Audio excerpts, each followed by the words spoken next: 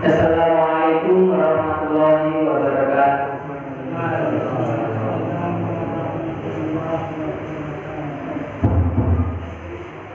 Alhamdulillah, alhamdulillahirabbil alamin, wassalatu wassalamu ala asyrofil anbiya'i wal mursalin wa ala alihi wa sahbihi ajma'in, amma ba'du.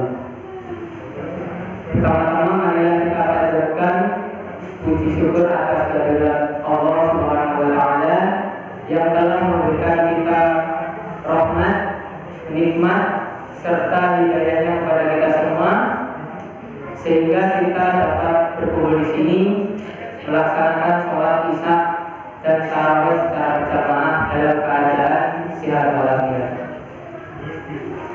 Sholawat serta salam tak lupa kita haturkan kepada junjungan kita Nabi Agung Nabi Muhammad Sallallahu Alaihi Wasallam yang kita nantikan syafaatnya di yaumul akhir.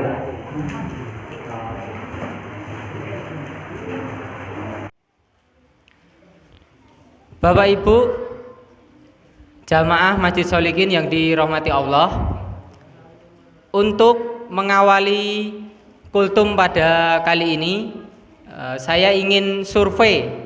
Tolong nanti saya punya pertanyaan dijawab dengan keras nggih Bapak Ibu. Upami ada siswa di sekolah, di suatu kelas tuh ada 40 siswa.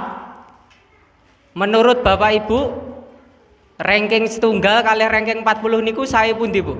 Pak. Kirang ibu-ibu dereng jawab nih. Ranking setunggal kali ranking 40 niku bagusan yang mana? Pinten?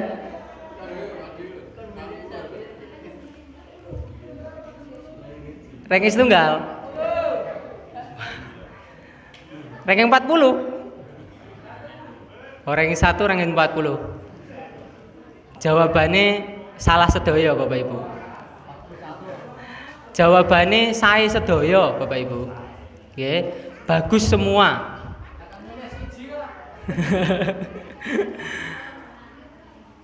Jadi Bapak Ibu, yang sering terjadi di dunia pendidikan terutama nggih di lingkungan kita, itu sering terjadi judgement atau seringnya nek ranking siji, kalau ranking 1 itu dianggap lebih pinter, lebih bagus, lebih segalanya dibandingkan siswa yang lain. Padahal Bapak Ibu semua, setiap anak itu diciptakan oleh Allah itu dengan kelebihan dan kekurangannya masing-masing. Mungkin yang siswa ranking 1 itu dia lebih unggul di bidang mata pelajarannya, mungkin matematika, IPA, IPS-nya dia lebih tinggi. Namun mungkin siswa tersebut di bidang sosial, di bidang fisik atau atletik itu mungkin lebih rendah. Lah mungkin yang siswa yang ranking 40 itu meskipun akademik atau mata pelajarannya kurang bagus, namun mungkin ia memiliki ibadahnya lebih bagus, hafalannya mungkin lebih bagus. Jadi intinya setiap anak itu memiliki kelebihan dan kekurangannya masing-masing. Yang bikin miris niki Bapak Ibu, ini kan juga sudah selesai ujian akhir semester, yang anaknya masih sekolah, mungkin masih daring nggih Bapak Ibu. Masih daring, itu sebelum pandemi ini sering terjadi apabila orang tua setelah selesai mengambil rapot itu biasanya saling ngobrol. Anakmu ranking piro? Nek ranking siji mesti takok dhisik gitu. Oh enggak, anakku lho ranking siji, ora tau sinau padahal pinter kaya pake kok, mesti ngono iki. Nenek sing anake ranking 40 ngono iki. Iya kok nyatok dolanan HP wae yo.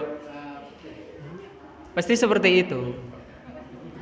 Kebanyakan bahkan Bapak Ibu, banyak yang orang tuanya yang mungkin punya anak yang memiliki prestasi akademik atau mata pelajaran yang kurang baik, itu sering dimarahi, mungkin sering ditekan, akhirnya berdampak ke psikologi anak Bapak Ibu. Jadi anak mungkin akan merasa tertekan karena setiap anak itu memiliki batas kemampuannya masing-masing.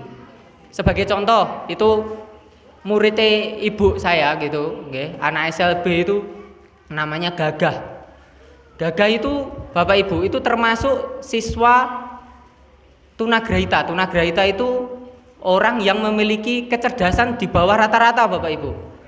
Dibedheki 2 tambah 5, 1 tambah 1, 1 tambah 1 piro le? Jawabane 5, Pak. 2 tambah 3 piro le? 6, Pak. Gitu-gitu.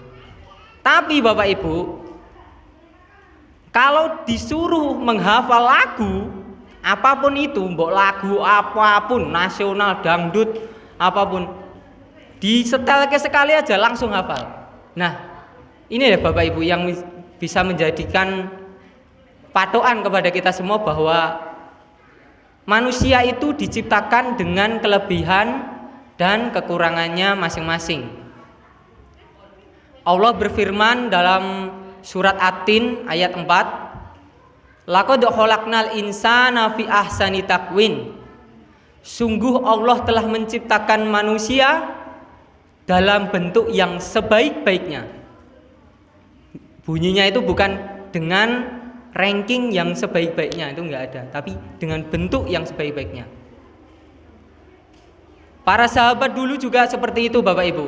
Ada yang memiliki fisik yang kuat seperti Umar bin Khattab, itu beliau memiliki kelebihan fisik yang sangat kuat, bahkan apabila ada kaum kafir yang mengajak duel dengan beliau, itu mungkin 5 orang itu kalah sama beliau.